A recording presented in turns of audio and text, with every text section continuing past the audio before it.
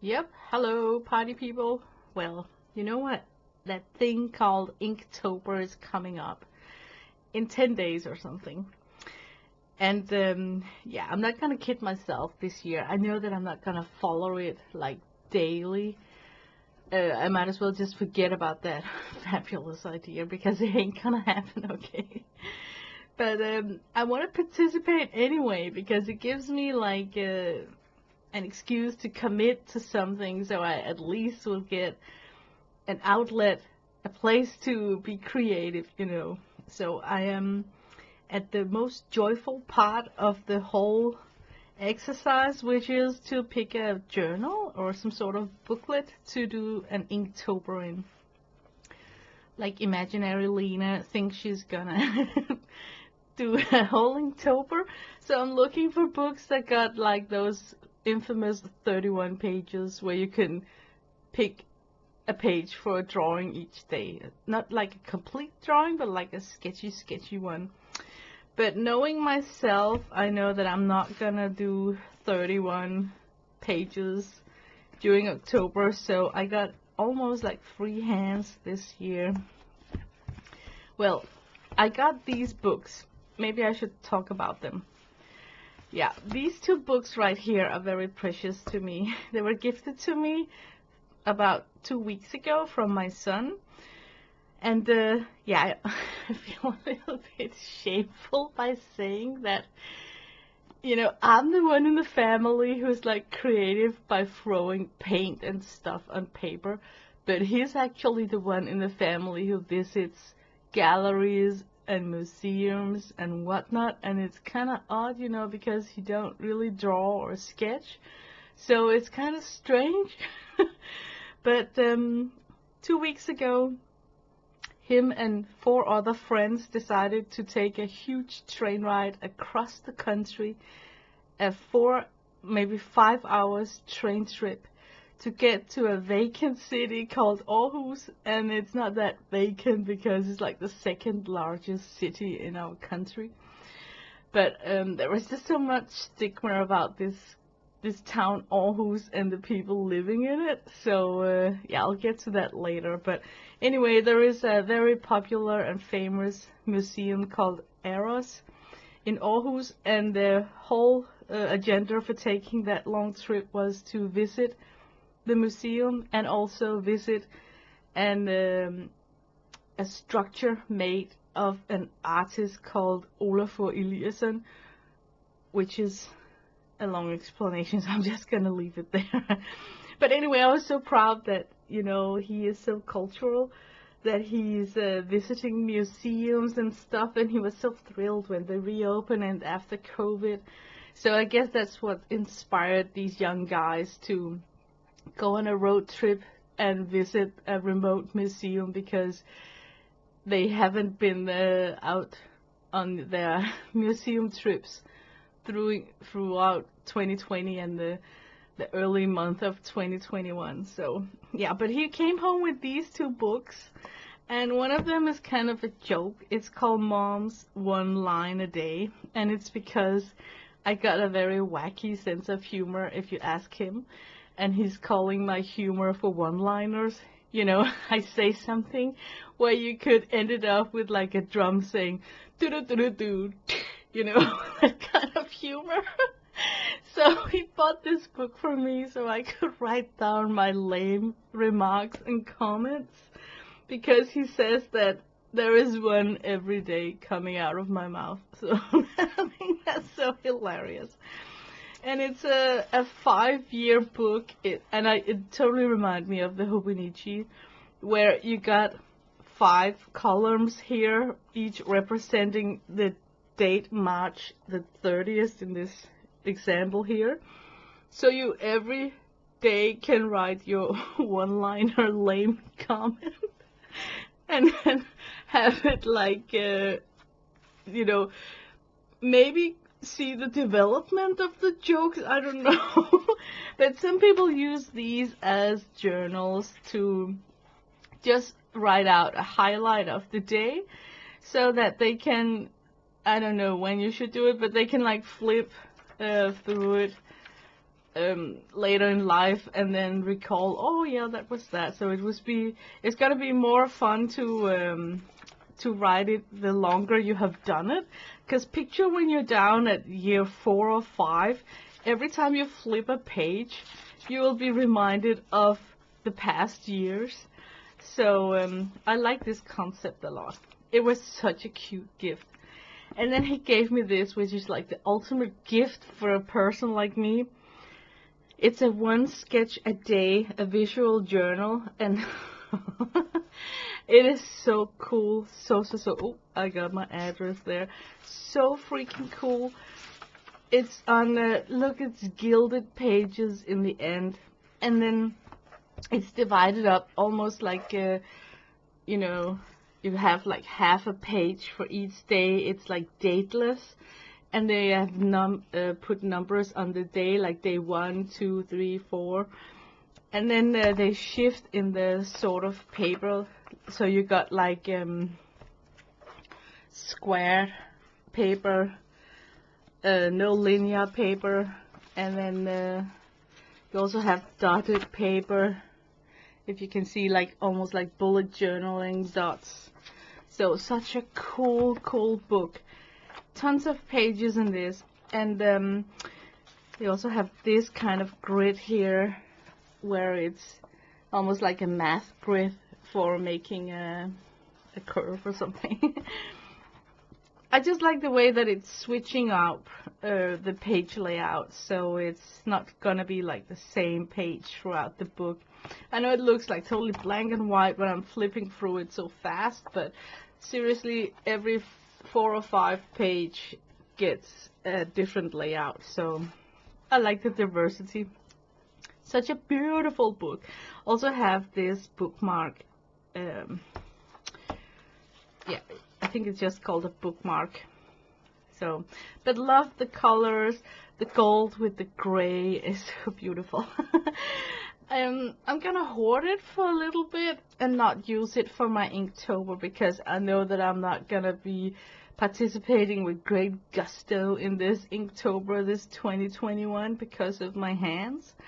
So I think I will hoard this a little bit, keeping it precious, untouched, until I hopefully heal up and become more confident using pen work and stuff like that, so I can get some awesome pages down. This is definitely one of those scary journals where every page has to be special. You know what I mean? Like, I got journals where I can just fool around in and I don't even care if one page is looking crazy. But in a book like this, gifted from my son, purchased in the Arrows Museum, it's always going to remind me of him and his tenacity about expanding his horizon in this cultural way that I kind of think that I should have been that, like it's just, I wish that I was more like him when it comes to seeking out knowledge and stuff. Yeah. Then I got this book, and I think it was gifted to me by Beth Schuler. And it's very special, and I have hoarded it for such a long time. And the reason why is because it's a very special book.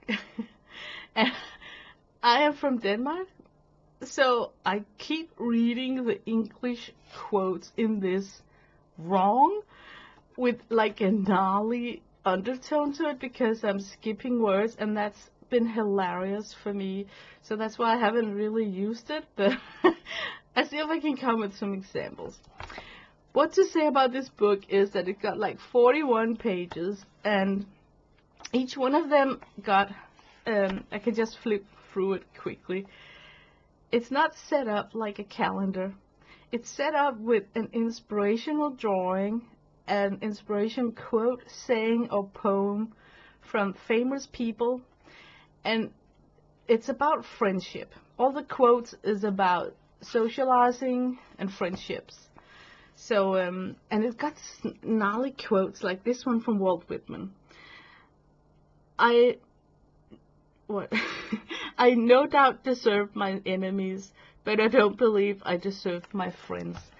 I just love that kind of quote, and they're not like sugar coated, if you know what I mean. And it's just like I keep reading lots of the quotes wrong because of my English. Like this one, for example, this is a perfect example. Originally it says stuff like this: what we do live for is not to make life... What? I can't even read it out loud without messing it up. Oh my god. What do we live for if it is not to make life less difficult for each other? And because it's written in this a little bit altered English that I'm used to reading in, I read it like this: what do we live for if it's not to make life difficult for each other? You know what I mean? Like, I'm not so good at reading that. I don't want to call it Shakespeare-ish English, but as soon as the words gets a little bit not the speaking language, I mess it up in my head. So there is a lot of these things where I have been laughing out loud. Wise sayings often fall on barren ground, but a kind word is never thrown away. Sir Arthur Helps. It's just like, you know, cool things. So you can't fake listening. It shows. Rachel Welsh. But I'm telling you, all the pages are in this lavender, like very summer, like spring vibe to it. So it might be not so good to use as a fall October book, but I really like the color scheme in this one. I actually almost am convincing myself that I should use this for my Inktober. And also have a kick out of reading all the small quotes. Yeah, it's got like 41 pages, so yeah, if I started today, I would, and let's say that I could do like a page spread each day, I actually would have fulfilled this book when it comes to November. Yeah, now I'm thinking that might actually be my choice. But I've had this book in my stash for a while. I'm pretty sure it came from Beth Schuler. At the same month, I received a huge happy mail from CB. So I'm also thinking, oh my god, was this from CB? But I'm pretty sure that this was from Beth Schuler. So thank you very much. I really adore this book. Originally, I should do a task like Inktober in this journal because that's the most recent one that I've been working in, and it's got signatures that are divided, and I'm using each signature for something specific. So it would be perfect to take one signature in this journal and dedicate it to Inktober. But since I've been working on this journal, I say lately, which means like during this summer, I'm not saying that you get tired of it, it's just I would like to switch things up for the Inktober stuff. So, but yeah, we can flip through this and I can show you. I really enjoy this journal. I enjoy it for the leather bound thing. That's just me. And I started out with this section here where I had a lot of fun working with borders and using the Mission Gold watercolors gifted to me from Janet M. Young.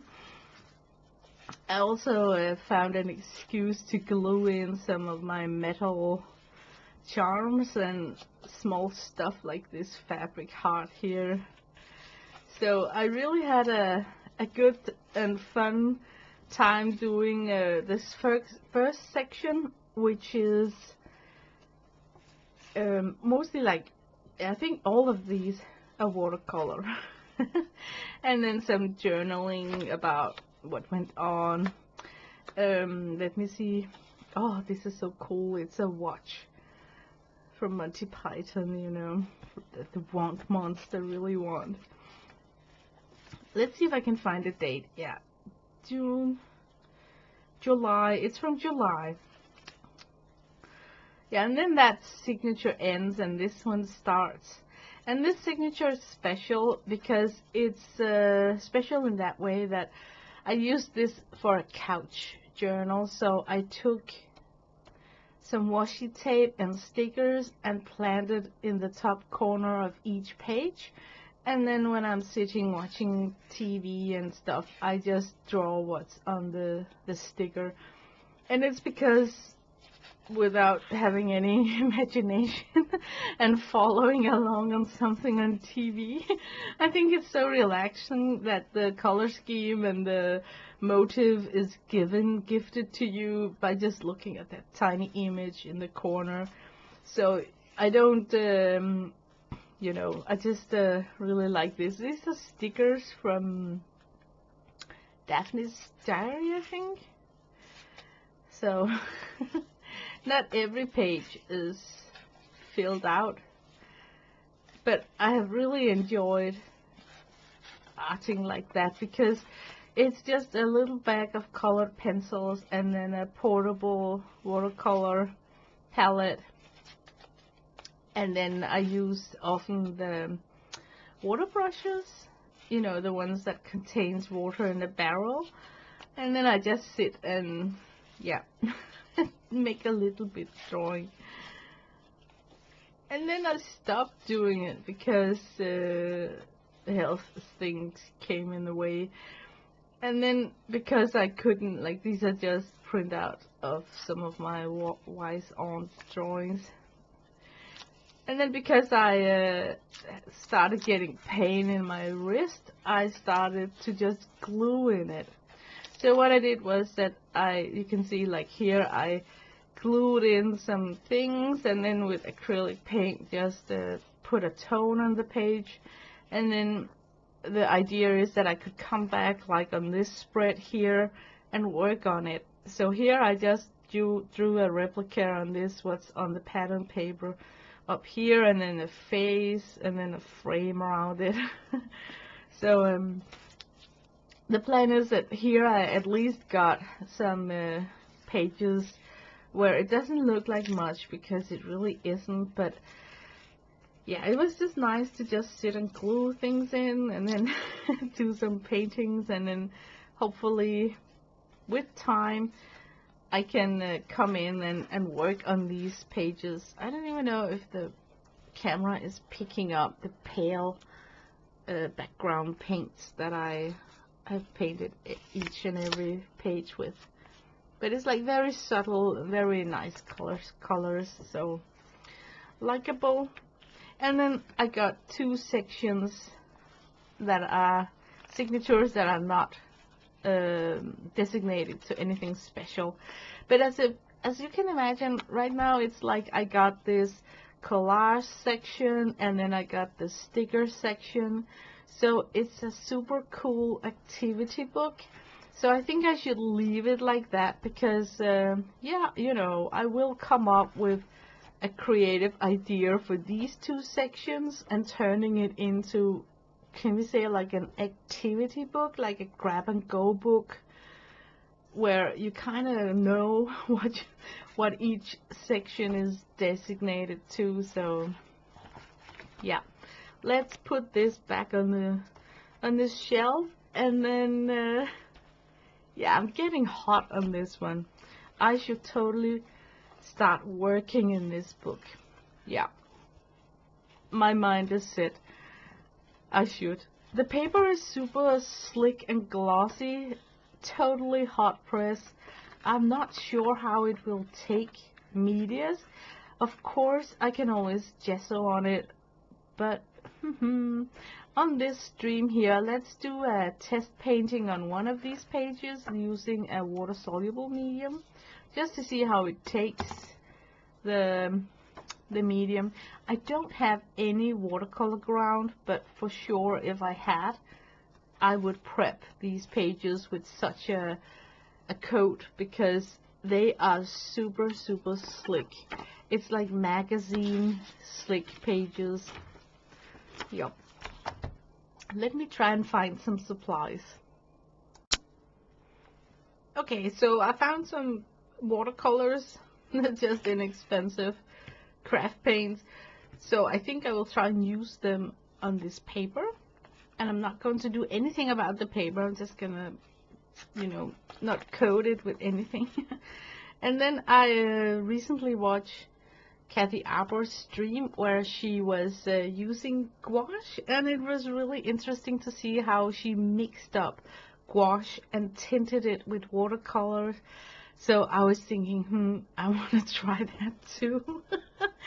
And then I flipped through this book and I found this image right here reminding me of the flowers that she painted on her stream.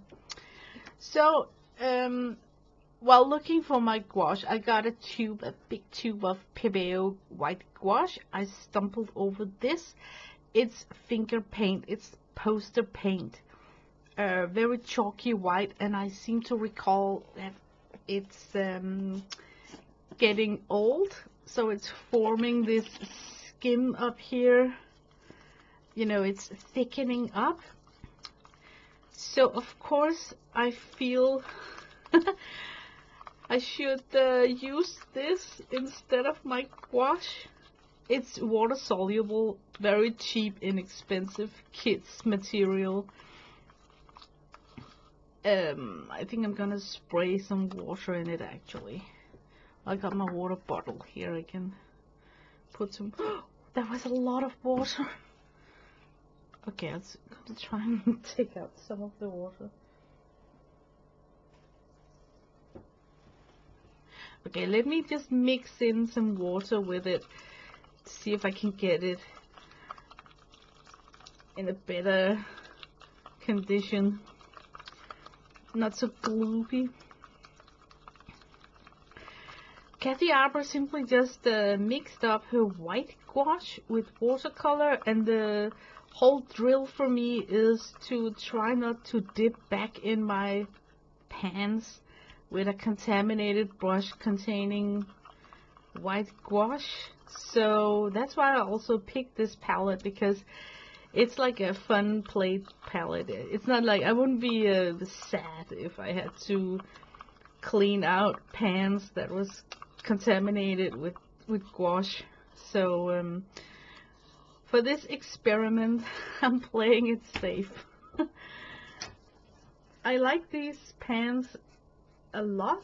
It's been a very inexpensive set to buy. And I have had issues when it's drying out that the paint cracks. Can you see how it's cracking off? And it's actually lifting out of the place. Maybe I can show if I tilt it, like, how can I do it? Like if I tilt it, you can see how when it dries up, it wants to curl up the more you use the paint. And then I realized that when I then close it together, the way that it's folded and when it's closed, I chip off corners of the pans because they are curled up. And then recently I realized, because these big chunks failed out, that I can glue them back in by just re-wetting the paint and putting in the chipped off paint, and then just glue it in like that by itself. So I have been lucky doing that several places. So instead of just throwing it out, like here I choose to throw it out because I didn't use my brain and thought about gluing it back in. Here it also is glued in, it chipped off a big chunk here. So I'm just gonna say that tip to you guys, because I think this kind of paint is manufactured in a different style also, where you got these, where you fan them out like a fan. So I can imagine that they would have the same issue when you are drying your paint, that they will come out of the pan by curling up. So just bringing it out there. Okay, I have no idea what the name of this flower is. I'm just gonna do my own imaginary sketch of this flower, and I think I will do exactly like Kathy Arbour did, where she, without a pencil sketch, just put in a lot of colors, and then afterwards with pen work kind of drew them out more visually. So here we go. Okay, it's always exciting trying out a new paper surface for the first time. I'm crossing my fingers that it will accept wet media. So let me try putting in some paint. I flipped up on this page and it's got the quote, "Whoever is happy will make other happy too," and it's from Anne Frank. Okay, here we go. Oh, yep. This is not the best. Oh, no. Yeah. This is going to be super annoying doing layers on. I predict that the wet media don't have a lot to grip on. So, yeah. Let me... just a second.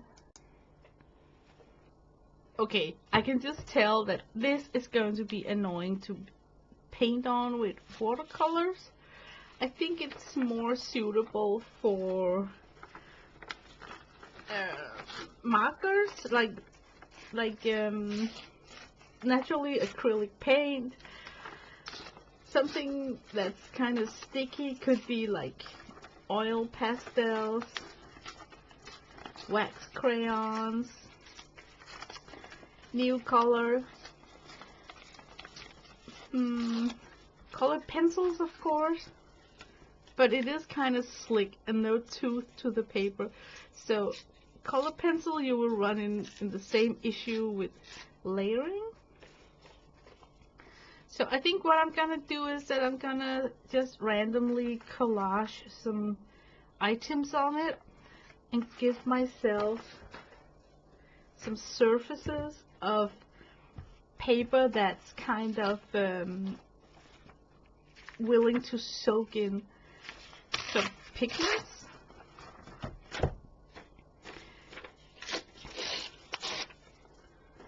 Because then I would have some areas that are kind of split up, where I have hopefully a different surface. Can I multitask? You know, talk, rip, glue, and think at the same time? Well, I think I can multitask because I can listen, ignore, and forget while I'm doing stuff. So why shouldn't I be able to do this? Okay, I can tell you guys about that city, Aarhus, that my son visited while I'm gluing down these papers. The reason why Aarhus is kind of fun is because, and I think it's because I'm from Copenhagen, which is a city, it's the capital of Denmark, it's the cool end of the realm.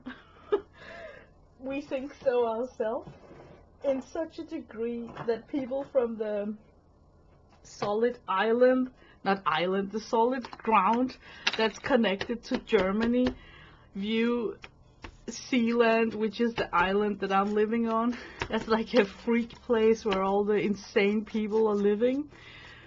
Which could be true, I don't know. But in Jutland, they are like picture, there is this meme on Facebook where they have taken a picture from The Lion King where Simba is standing next to his father, and then he says, "Simba, that over there is Sealand. Don't you ever go there."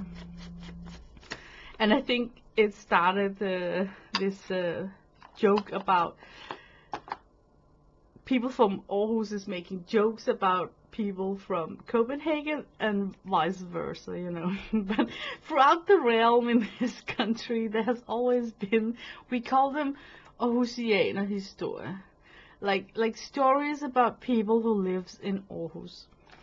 And okay, this glue stick is triangle shape, and I thought it was such a cool purchase because according to the description of the glue, it would be perfect to glue down small corners, but turns out to be like a really annoying stick to glue with.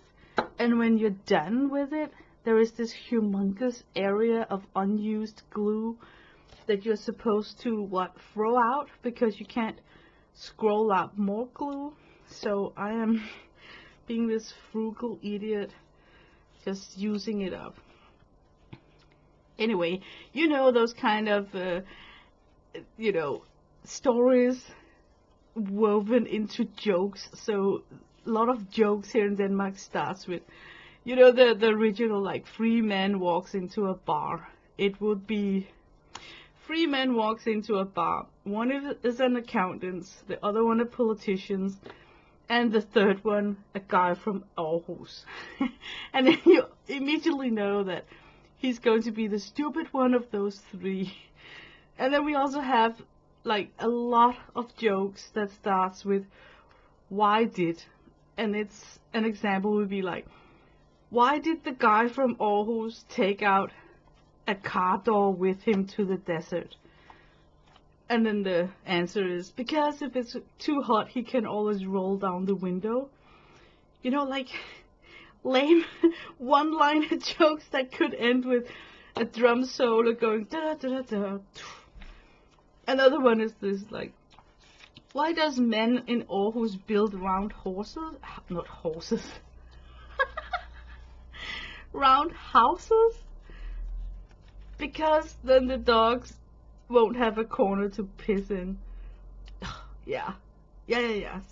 I think these jokes and the way they are constructed tells more about people from Copenhagen than people from Aarhus, right?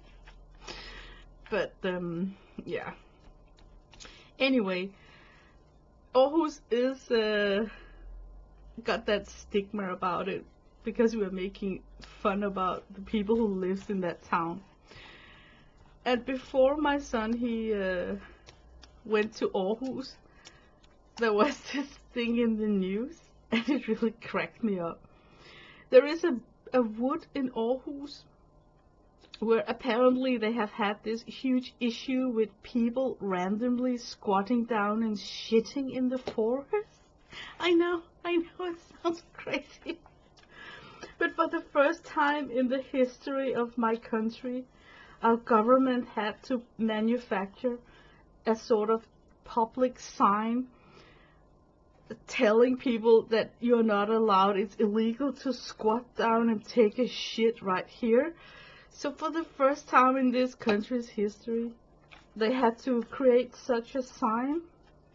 And naturally it cracked me up reading that it was necessary to do that because of a forest in none other place than Aarhus, right? So, and it raises more questions than it answers, like, how much shitting did they have to endure before this became such a big issue that they had to, take it out on an agenda in our government and issue money to produce these signs? And who was selected in a committee to figure out what kind of shit symbol that they should use for this public sign? But they simply just chose a guy squatting down, taking a dump, and they even painted in the poo, and then a red stroke going across the the sign, like, no. So yeah, and then I was just thinking that was so hilarious that it had to be Aarhus being that first place in Denmark where that happened. Okay, now I got these pieces of paper glued down. It's super cool with me if this turns out to be like a collage book or, whatever works. So Can you see how these watercolors still haven't dried? And it's because they don't have, the wet media don't have a surface to sink into because of the kind of waxy coat on this page. So, yeah. Okay, I think the glue is dried up so it won't catch my brush. Or maybe not so much right here. Then I'm just using my dirty fingers. Let me see. Okay, I got hand sanitizing napkins. I should wipe it with that. Okay. But a lot of these, we call them stories from Aarhus. Just completely translated.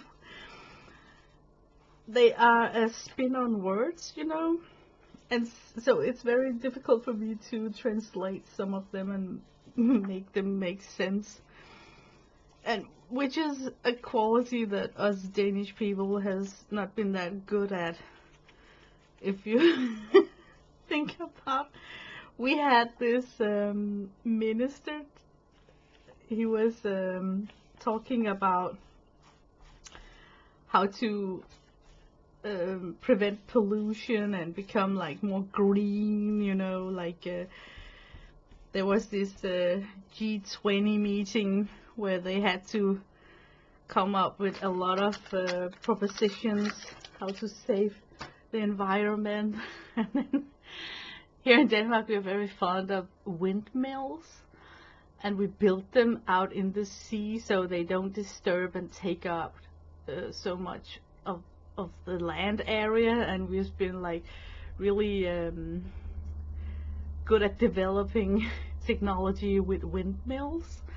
So our minister had to speak in front of a large gathering of national leaders down in EU, and he wanted to say in his speech that we need more employment within green energy, like wind energy, right?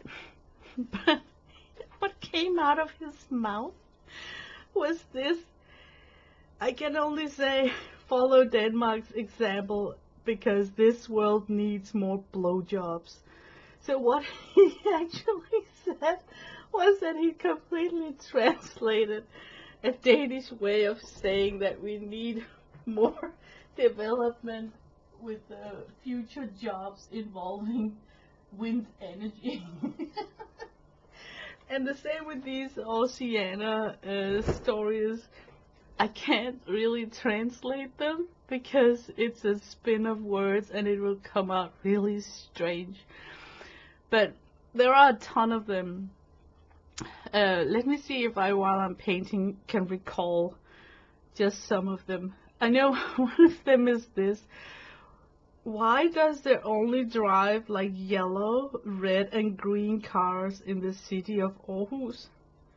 Well, the rest of the colored cars are waiting at the light regulation for their sign to be shown, if it makes any sense.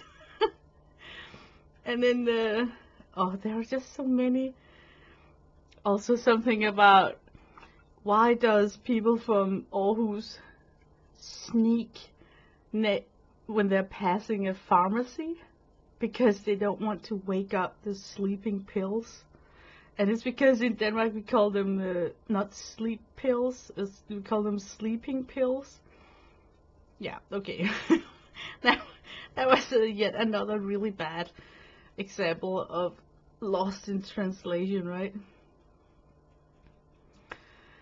And also stupid ones like, how many people from Aarhus does it take to milk a cow?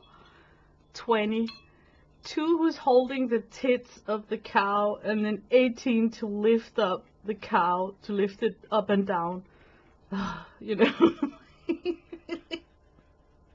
So stupid. But like I said, these jokes tells more about us over here in Zealand creating them than it than to what it says about the people from Aarhus.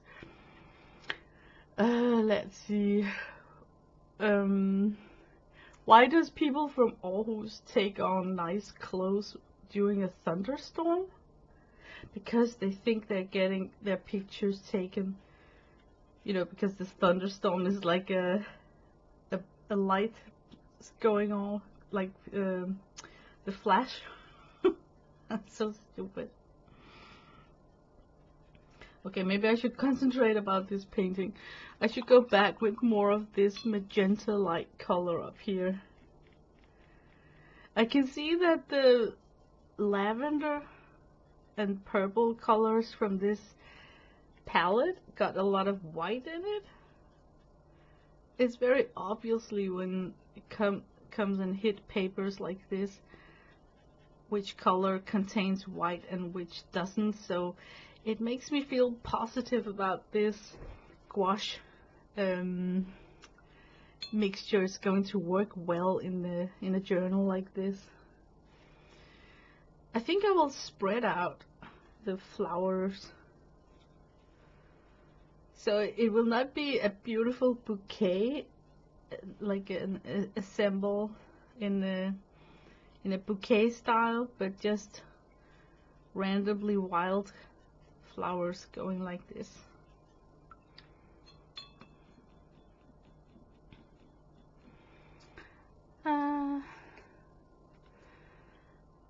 Let's see. I should hit it with a heat gun. Yeah, I'm just watching how it takes and soaks into the paper. It's not really likable. But let me hit it with a heat gun and it just merge that pigment to the page. Okay, I dried it up and I can see that it starts buckling and makes that crinkling sound that we all like. So putting collage pieces into this book might be the way to go. In the end, it will also have like an alligator mouth, so it will be like a yummy journal to open. Okay, now I'm gonna deposit some green stems here and there. Oy. I totally aim for what I saw on Kathy Arbour's stream. But she is really skilled and just so talented. So of course it's not gonna be the same.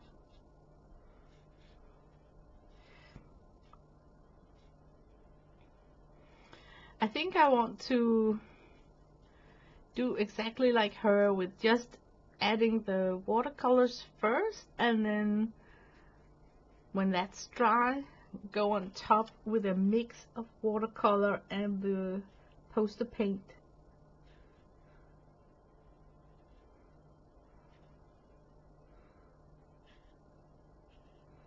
Oy.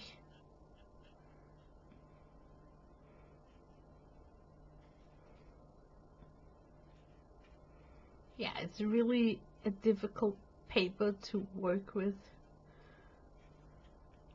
Also because it's just gonna not look that nice the way it's drying up when I'm applying too much water on my brush. So I think I should be using water more sparingly.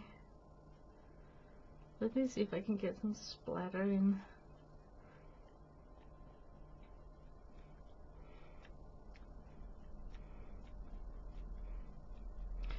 I'm hoping that this splatter will help collecting the collage pieces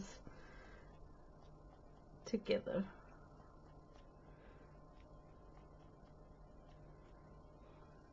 Let me get a different color of splattering, something in lavender tone maybe.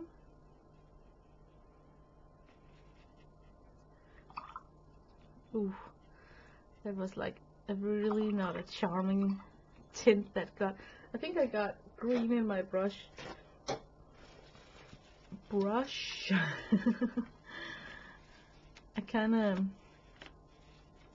dislike the way that I sound I say the word brush. I make it like brush. So whenever I am hearing myself on a stream, oh, I curl my toes when I hear myself saying the word watercolor paper and brush. Maybe some yellow would brighten it up a bit.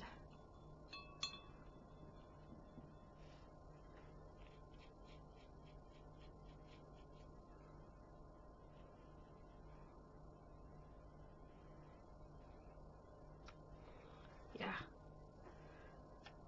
There's gonna be a yellow center on these flowers. So yellow is a good color. Oh man, lots of heat gun activity on this journal spread. So let me heat set this. Oh my god, talk about procrastination. While I was heat setting this page, I just went online, and there's actually a lot of pages with jokes of people from Aarhus. So I'm just skimming through some of them. Okay, this is a good one. A guy from Aarhus went to the States, and he rented a car and decided to take a trip to Disneyland. By the exit of the highway, he saw a sign saying, Disneyland left. After reading that, he just turned his car and said, okay, and went back to his hotel. Oh my god, this is so lame.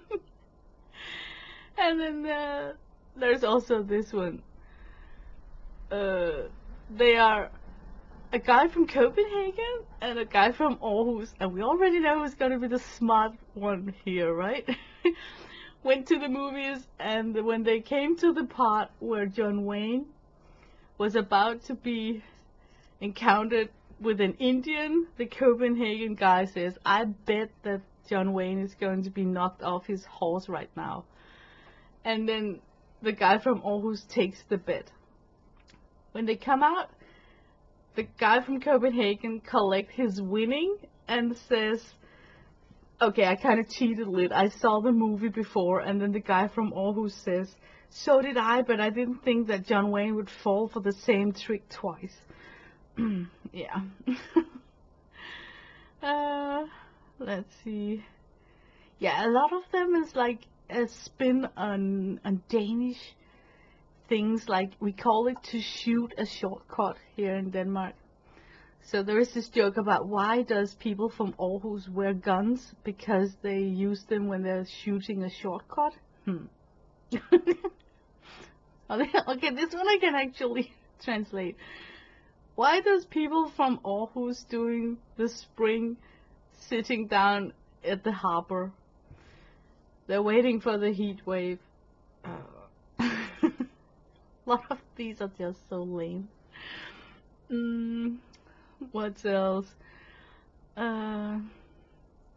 Oh, this is kind of crazy.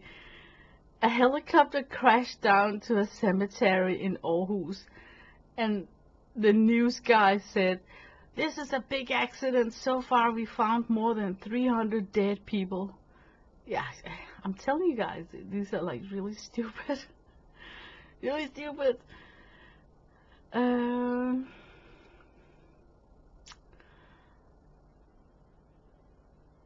Let's see. Yeah, and then there is a lot of spin of that house without corners, you know, the roundhouse. Like, how do you drive a guy from Aarhus dizzy? You ask him to pee in a corner of a barrel. Yeah. Why does people from Aarhus crawl through the supermarket? They're looking for the low prices. Oh my god. And another one. Why does people from Aarhus take a ladder with them to this when they go shopping? Well, in case inflation make the price rise. Yeah. Oh my god. Let's see, what else is it? Okay. What is it called when you have in the traffic a roundabout? you know, when you drive around in a circle instead of a regular intersection. Okay, what does the sign says in roundabouts in Aarhus? It says max 2 rounds. Yeah. What what do they write on the bottom of the beer bottles in Aarhus? They write open in the other end. Yeah.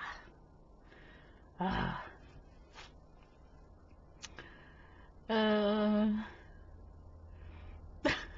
why does guys in Aarhus walk in the middle of the road? Well, they're afraid of the wild flowers in the ditch. It's so stupid. It's so stupid that I have to laugh. Oh, this one is also stupid. Why did 20 guys from Aarhus drown in the harbor? Well, they wanted to push a submarine to get it going. Okay, but then why did the captain of the submarine also drown? Because he opened a window to say thank. I mean, yeah. I should totally get out of this website. And now for what we've all been waiting for, the mixing of this poster paint with the watercolor. Yay! I'm using, oh, I really like this brush actually. It was gifted to me from Sandra. So let me pick out a different kind of brush. This one. I won't be so sad if that's getting wrecked, or I don't even know why it should be wrecked. It's just a water soluble medium, but better safe than sorry. I'm very interested in this magenta because it's a transparent color, to see how it's going to look when I mix in this white poster paint.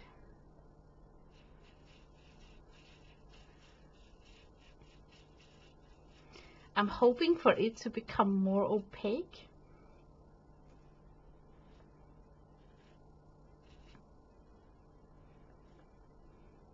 This poster paint is a little bit gritty, so it actually finds its own bearings with the paper. Might actually not be the worst idea to use for this journal throughout October.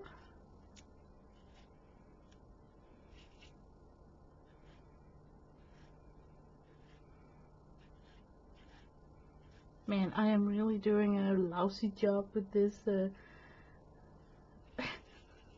this page here.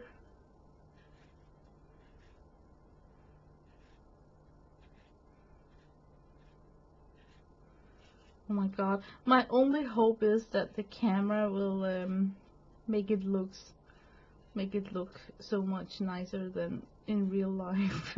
Sometimes that actually has happened with me.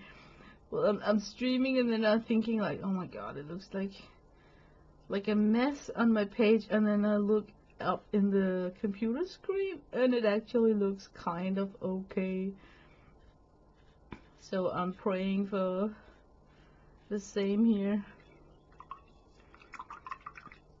It is a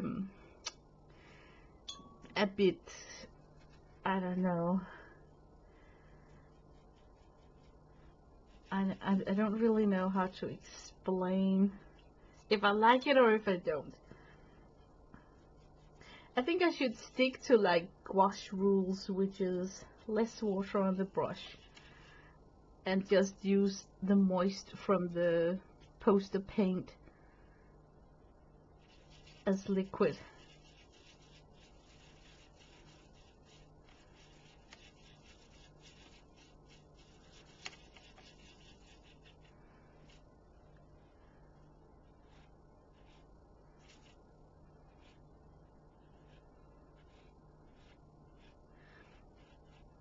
I think, oh my, did you see that?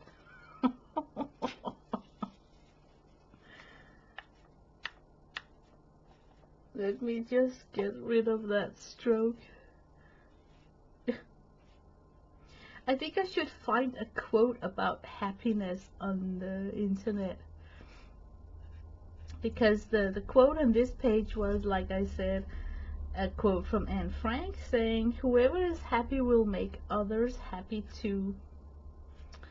And on the top of my head, the only happy quote I can think of is a little bit childish, but it's from a song.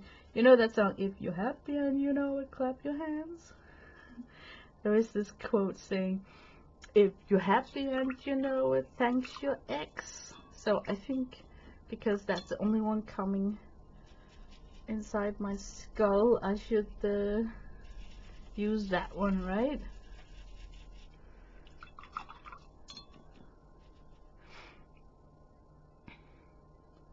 Okay, let me try and take a lot of this poster paint to get like a thick. It will probably take a long time to dry up, but I just want to see if the strokes are getting a different texture when it's got like a thick application. I am so glad that Kathy Arbour bought that gouache, because otherwise I wouldn't have thought about mixing it with watercolor. I am really bad at using one media at the time. Like, it's called mixed media because you're supposed to like mix up your supply and get them to mingle with each other on a journal spread. But I'm really bad at it, and I'm still, you know, having a learning curve with including pen work with my watercolors. So now including pen work and gouache is going to be quite an upgrade.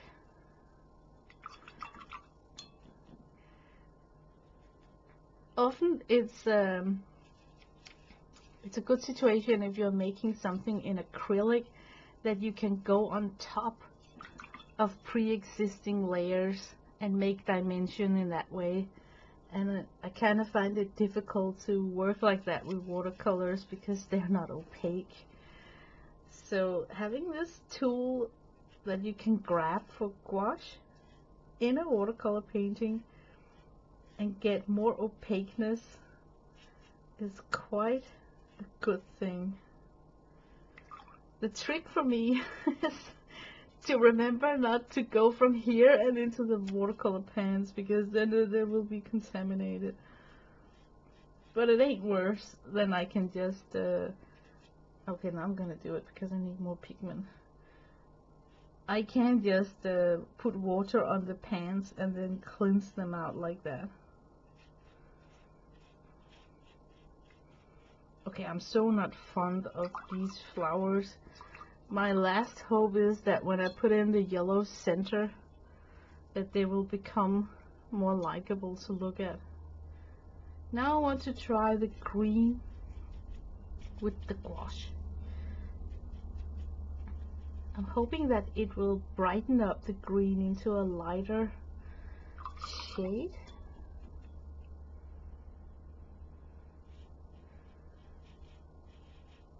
Ooh, I like that. It's like a very bright sage. I like that color.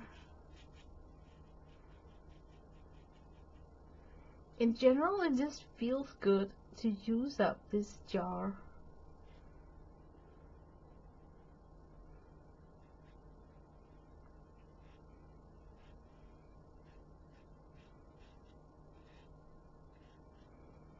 I really like this pretty sage color. So let me do just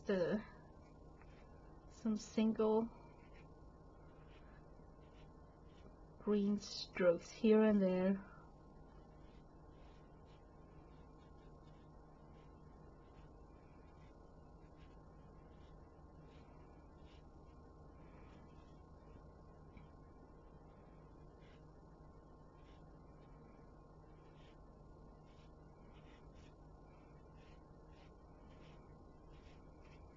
I'm totally into this.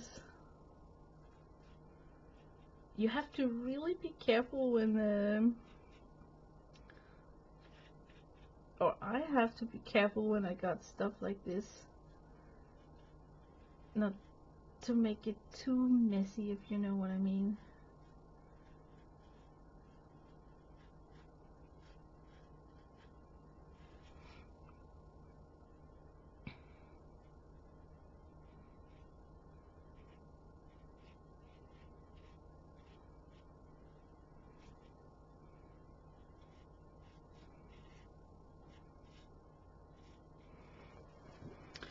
Yeah, but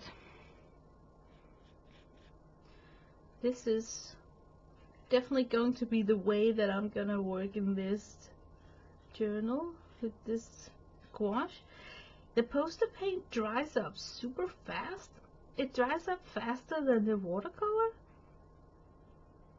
so I don't have to stop and heat set it 1,000 times compared to if I just used watercolor.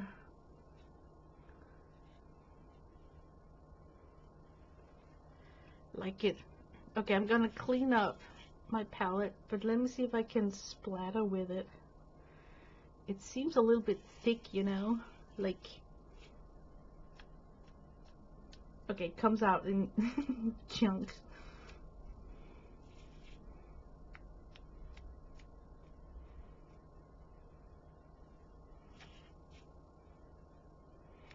Okay, let me see how it looks when I come in with a yellow bottom for the center of the flower.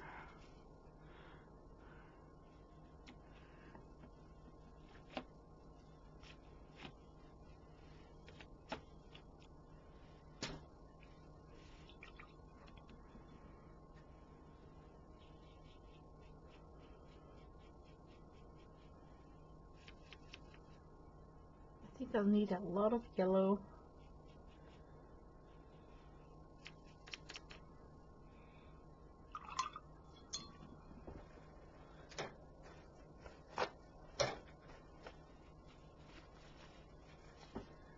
I whacked off my brush, so I only use the liquid from the paste and not adding additional moist. Like really a bright yellow here. I'm crossing my finger hoping that it will be opaque. Isn't that kind of opaque that I was hoping for? So now I'm just trying to put down the white and let that dry up, and then on top of that come with the yellow, hoping that it will make the yellow pop more by giving the yellow a white surface to be painted on.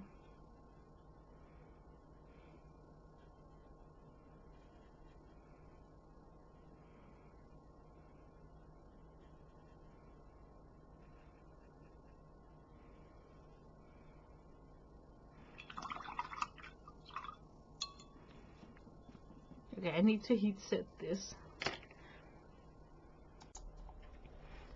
While I wait for that white in the center to dry, I got the idea that I should frame this page by using my Tumblr markers.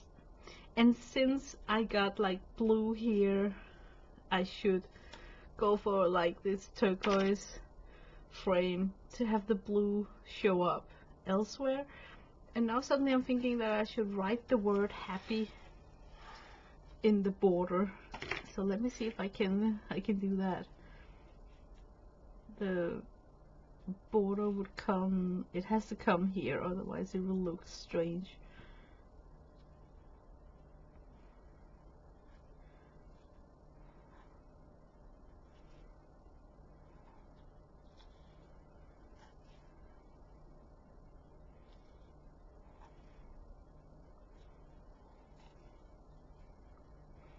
something like this. Happy.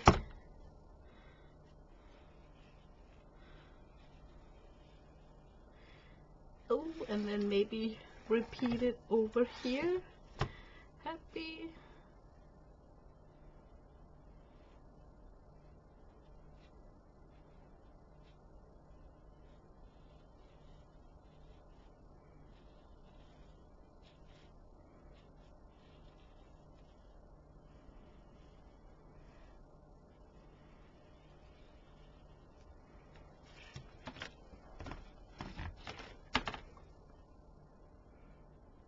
Yeah, I definitely am having fun. So it is possible, I think, to go and fulfill a lot of pages, fill them out, doing this Inktober in this fashion. You know, like no pressure, just playing around, collage, doing loose watercolors, and not really caring about having very detailed drawing at all. To create some accent, I want to go in with a darker purple.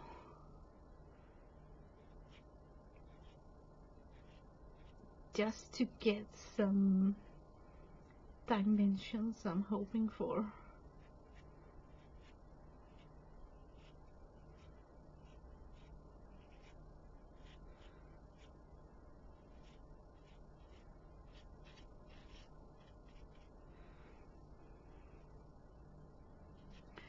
The watercolors get a good grip on top of this chalky poster paint. It kind of works a little bit like a watercolor ground, I think.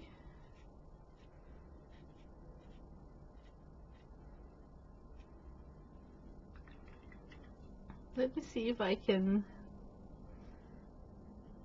get a really yummy magenta on top of that poster paint.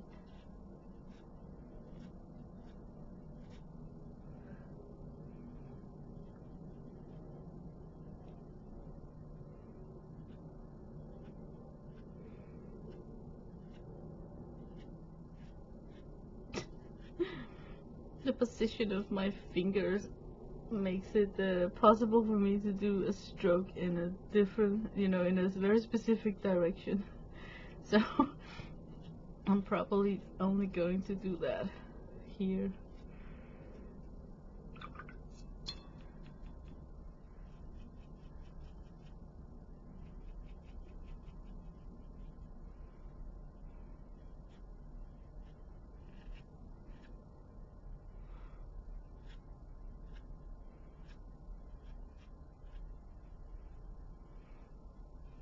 Oops.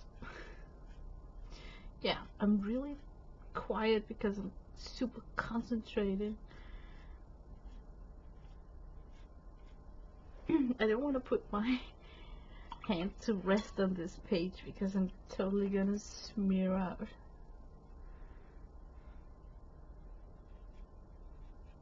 Oops, that's a different kind of color on this one.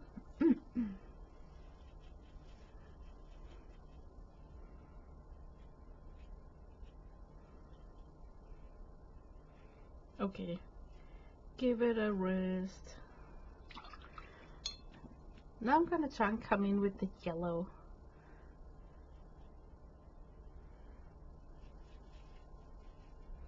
Hopefully it will pop. Yes, it pops much better on top of that white underpainting.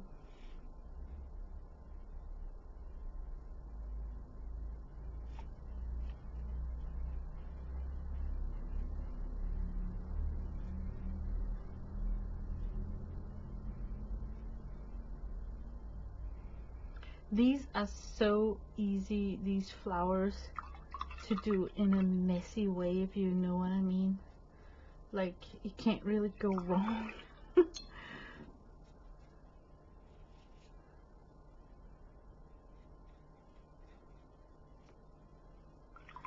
You also can't really tell what kind of flowers they are representing.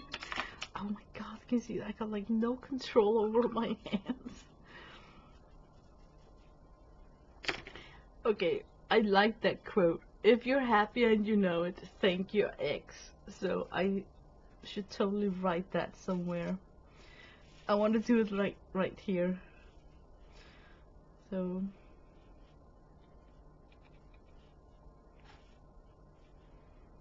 okay, I shouldn't do it on this one, then it's not that visual. Maybe over here if I can.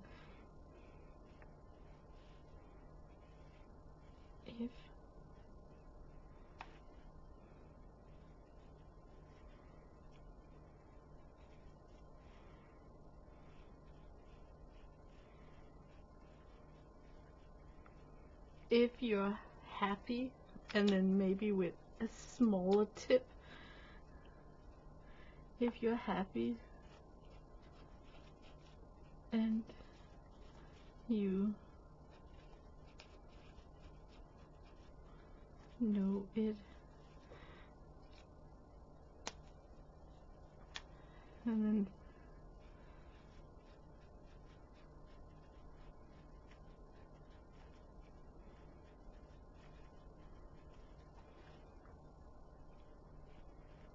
okay, not good.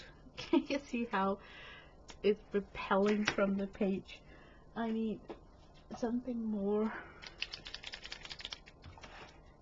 like this acrylic Posca. I'm just gonna dry this off quickly.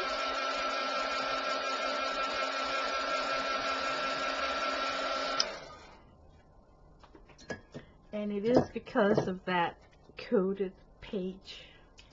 So I'm just gonna go back in here.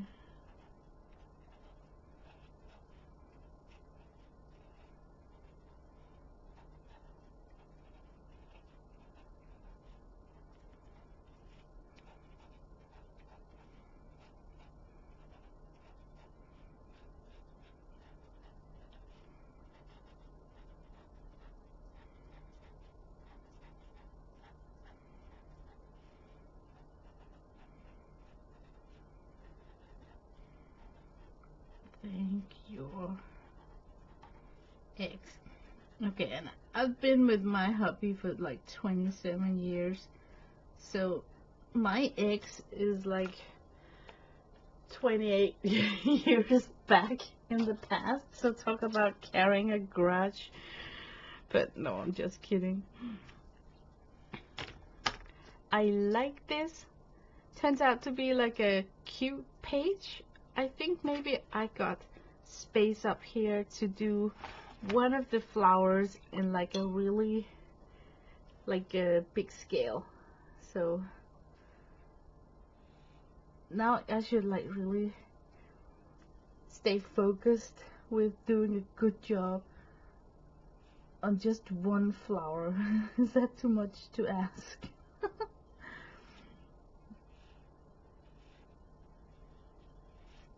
Apparently it is. I can't even get these petals to kind of line up.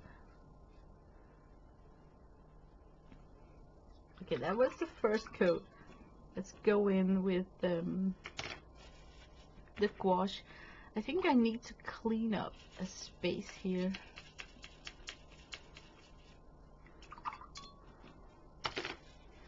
A good way to remind myself about this gouache technique would be to not clean up my palette. So the next time I open it up, I can see on the mixing area that I had this poster paint medium going on.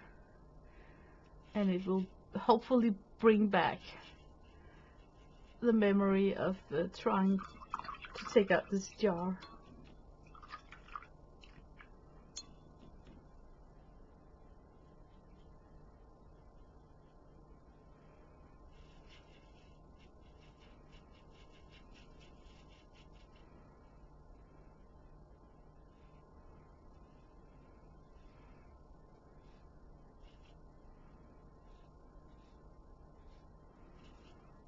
Okay, this is where I got some stiffness in my wrists.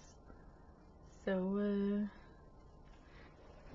I think that's also why I'm a little bit discouraged about setting myself up to fail by doing an Inktober task wherein you need to do something every single day.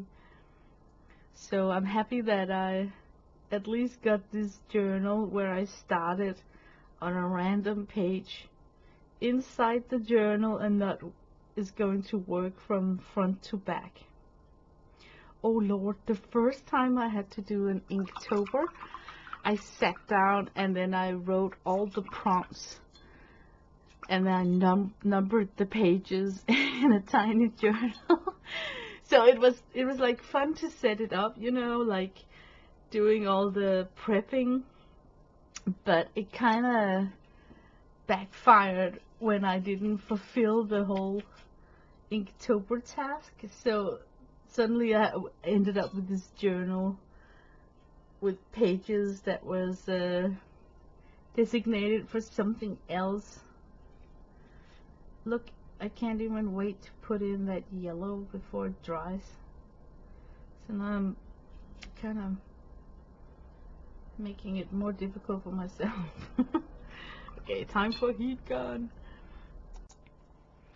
Okay, so I want to see if I can draw on top of this with some woodless coloring pencils. Especially work on this center butt here. Nope. I can feel it. It's just soaking in. Maybe it's because I got this newspaper underneath it. So let me try over here. Ooh, I am simply just scratching off the paint. It feels like it. I'm giving it a try with a light hand.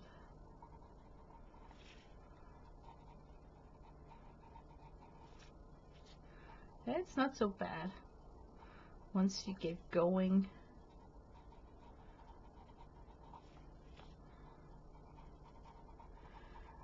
It definitely got this scratchy sound on top of the poster paint. Like this gritty surface is making you like confident that you can keep on, you know, scratching in more pigment. That was a fabulous idea that Kathy Arbour got with this gouache here.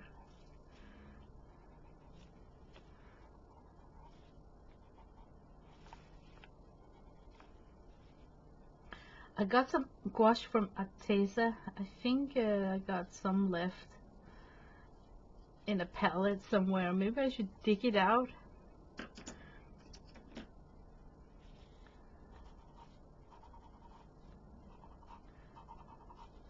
I'm not going to define like every single petal.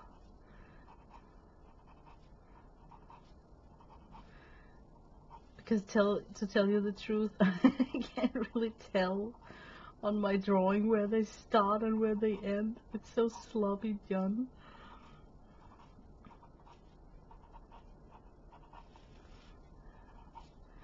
I'm just gonna help it on the way.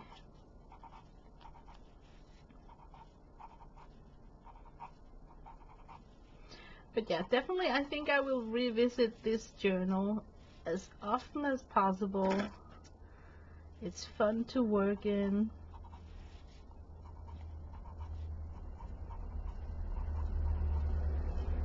And I totally dig that random concept of just a book where you flip on one page and start where you want to, so you don't work from back to front or front to back.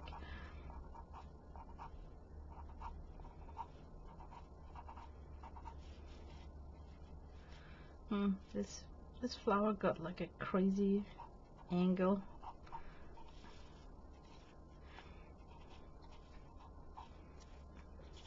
I think it's dry up here, so I got a wet spot right there I need to avoid a little bit. No, this colored pencil don't really show up. Maybe the red one though? No. Purple? Yes, a little bit. Better at least.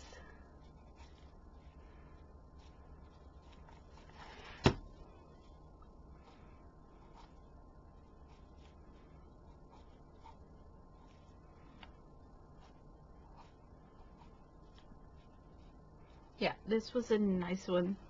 Nice journal spread.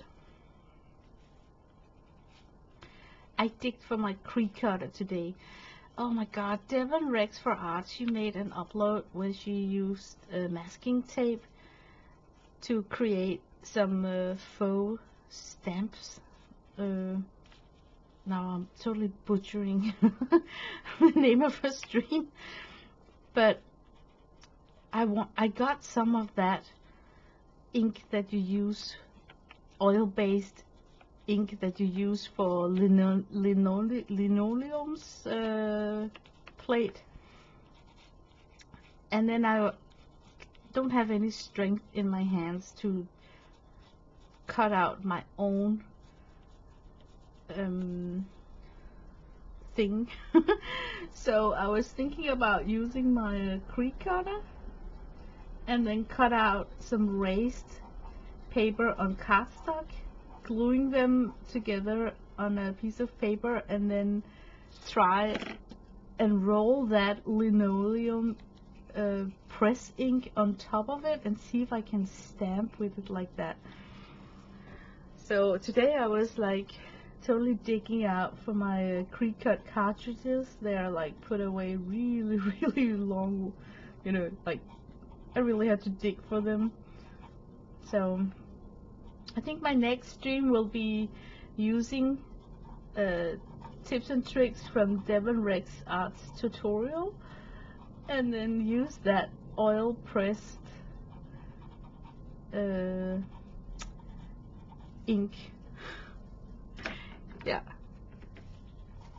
Oh, what's fun about this page is that you can keep on adding.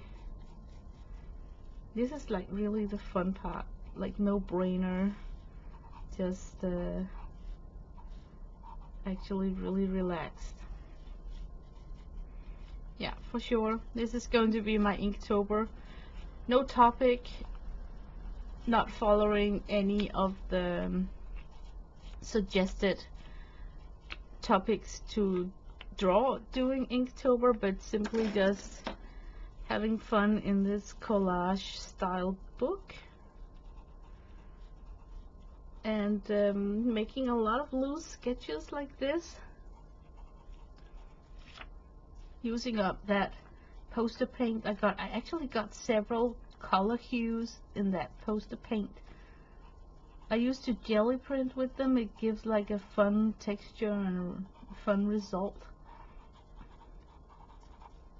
Okay, let it go, Lena, let it go.